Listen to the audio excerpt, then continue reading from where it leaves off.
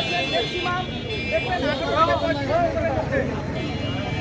তরুণ, আমাদের এই তরুণদেরকে এগিয়ে আসতে হবে আমাদের ধর্মকে রক্ষা করতে। আমরা যদি এই সময়ে আমাদের এই ধর্মকে রক্ষা করতে এগিয়ে না আসতে পারি, আমাদেরকে আবার নিষ্পেষিত হতে হবে, আবার আমাদের উপরে অত্যাচার হবে, আবার আমাদের হবে, আবার আবার আমাদের হবে। সম্মানিত উপস্থিতি,